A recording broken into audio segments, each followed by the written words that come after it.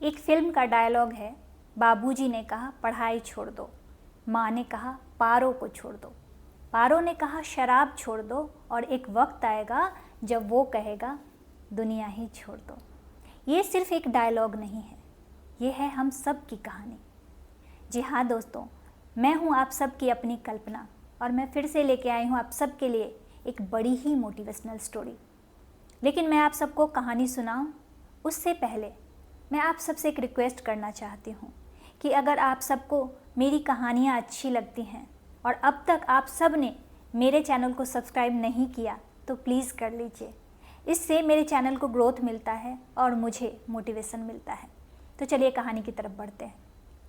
एक समय की बात है, एक कपड़ों का व्यापारी था।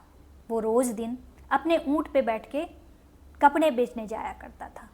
तो एक दिन जब वो कपड़े बेचने जा रहा था तो उसका 10-12 साल का बेटा भी उसके साथ जा रहा था। तो उसने कपड़ों का बंडल ऊँट पे रखा, बेटे को बिठाया और फिर पीछे खुद भी बैठ गया और चलने लगा। थोड़ी दूर चलने के बाद कुछ लोग सामने से आ रहे थे और इसको देख के ज़ोर ज़ोर से हंसने लगे। कहने लगे कि आज इस ऊँट की खैर नहीं।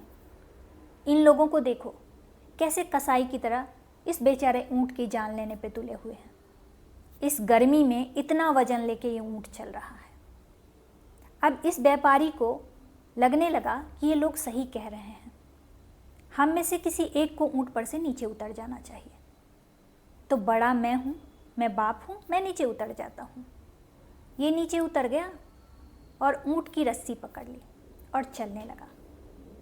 अभी थोड़ी दूर और गया होगा, तभी कुछ लोग अगल बगल से आए और कहने लगे कि तुम कपड़े बेचने जा रहे हो ना, इस भरी दोपहरी में ऐसे पैदल चलोगे तो थक जाओगे, ऊँट पे क्यों नहीं बैठ जाते हो।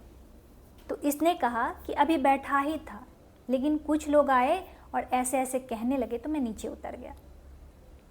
तो उन लोगों ने इसे सलाह दिया कि ऐसा करो कि बारी बारी से बैठ जाओ, थोड़ी देर तुम बैठ जाओ, फिर थोड़ी देर बच्चे को बिठा दो। ये बात भी इसे अच्छी लगी।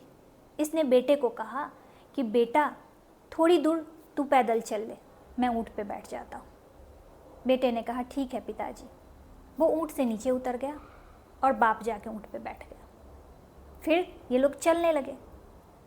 थोड़ा आगे गए होंगे तो फिर से एक गांव आता है और गांव के कुछ लोग इसको देख के हंसने लगे और गुस्सा भी करने लगे। कितना कसाई आदमी है, इसके पास समझ नहीं है क्या? देखो तो इस छोटे से बच्चे को धूप में चलने के लिए छोड़ दिया है और खुद आराम से ऊँट पे बैठा है। इतनी समझ तो सबके अंदर होती है। एक जानवर भी अपने बच्चे की देखभाल करता है और ये तो एक इंसान है। अब ये बात इसे बड़ी चुभ गई। ये तुरंत ही ऊँट से नीचे उतर गया और बेटे को ऊँट पे बिठा दिया। और फिर इसे धूप लग रही थी तो इसने उस कपड़ों के बंडल में से एक कपड़े का बंडल अपने सर पे रख लिया और ऊँट की रस्सी पकड़ के फिर से चलने लगा। अभी थोड़ी दूर गया ही था कि फिर से कुछ लोग आए और कहने लगे कितना बेवकूफ़ आदमी है, एक छोटे से बच्चे को ऊँट पे बिठा दिया है। अच्छा हट्टा कट्टा तगड़ा सा ऊँट है, सामान भी रख सकता है, खुद भी बैठ सकता है, लेकिन अकल हो तब ना। और ये फिर से कंफ्यूज हो गया कि क्या करना चाहिए। हम सब भी अपनी ज़िंदगी में ऐसे ही हर पल कंफ्यूज होते रहते हैं, क्योंकि जितने लोग आते हैं उतनी सलाह देते रहते हैं।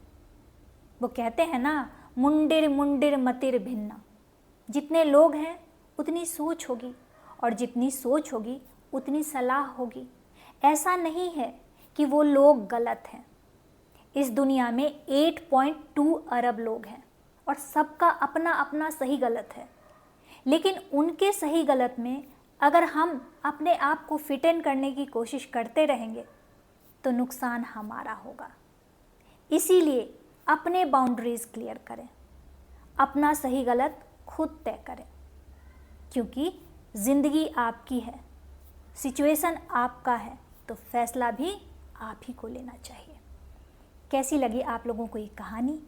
अगर कहानी अच्छी लगी हो, वीडियो अच्छा लगा हो तो इसे एक लाइक कर दीजिए, अपने फैमिली और फ्रेंड में शेयर कर दीजिए। और मिलती हूँ एक नई वीडियो में एक नई कहानी के साथ। तब तक के लिए आप सबको जय हिंद।